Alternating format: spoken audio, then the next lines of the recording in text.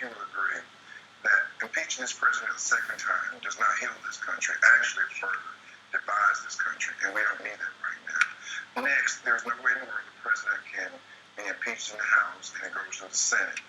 There's not enough time for that. So why are we wasting time? And then to come back after this president leaves office, which he said he wants a peaceful transition. Why do you want to come back after this and try to impeach a president in a new Congress? That shows you that Congress is not focused.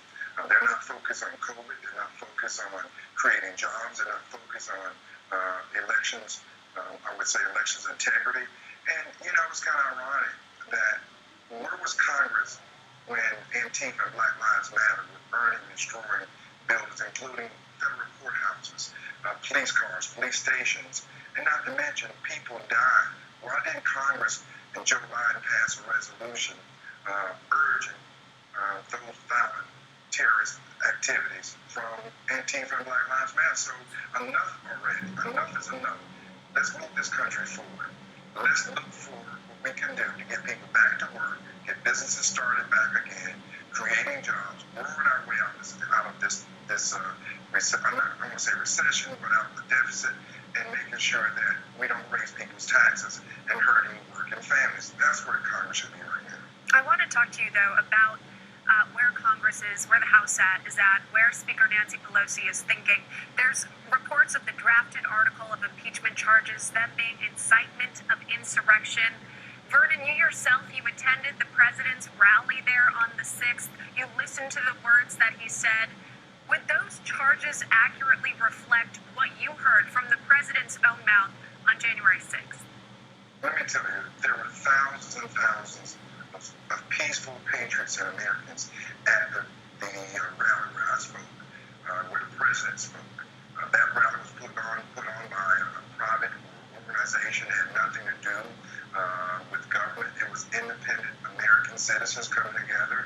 The president and others who spoke that I saw, maybe heard, or maybe I misheard something, did not say or do anything that would create the violence that happened. Now, let me tell you, there's zero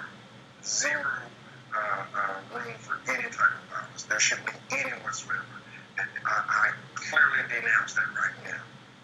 However, when you look at the number of people there, and I've attended a lot of these rallies, I've never, ever seen anything happen like that. That has not been typical of Trump supporters. It hadn't been typical of me.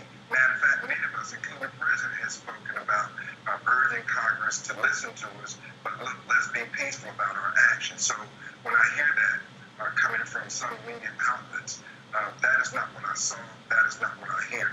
But there's zero tolerance for violence, and that's what bothers me so much too, is because when we saw that violence throughout the summer, from Antifa and Black Lives Matter, when they were literally burning businesses, assaulting police officers, taking over government facilities, when I saw them, even where it resulted in a 1-year-old baby girl shot in a stroller in New York City, another baby girl, 8 years old, in Atlanta that was killed.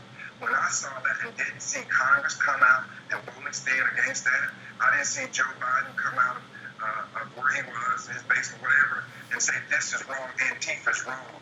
Antifa's violent, they're a terrorist organization, so is Black Lives Matter. And I didn't see Black Lives Matter censored or their Twitter banned by not only Twitter and other social platforms.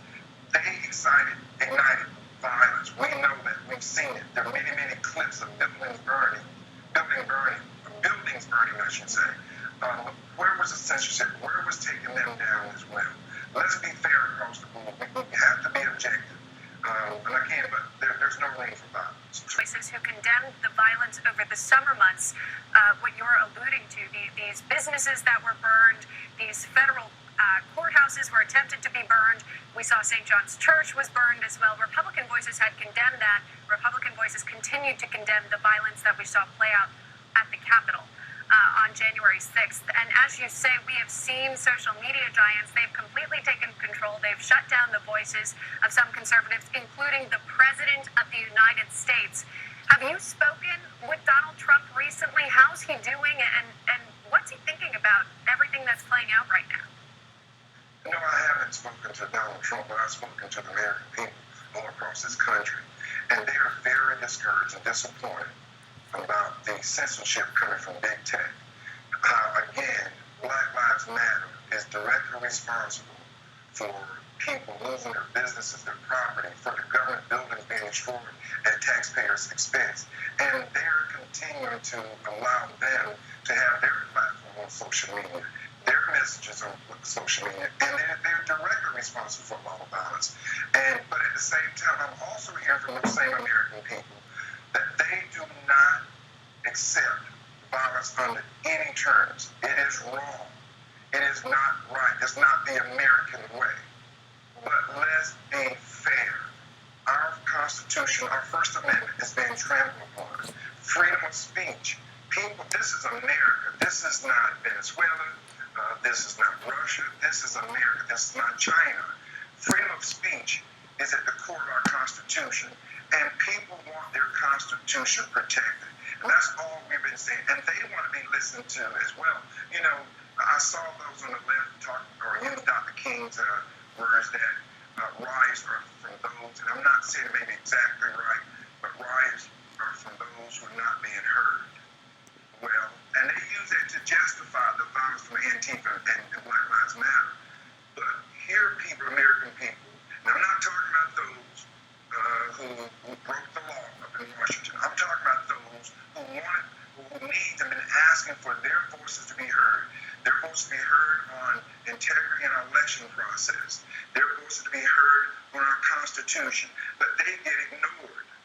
So why did those on the left use those same Dr. King words to apply to these many peaceful, law-abiding people, including myself, that people want to be heard and they're not being heard.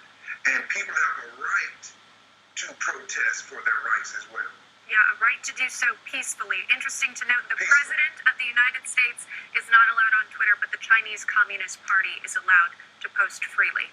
All right, that is former Georgia State Representative Vernon Jones joining us live on the program.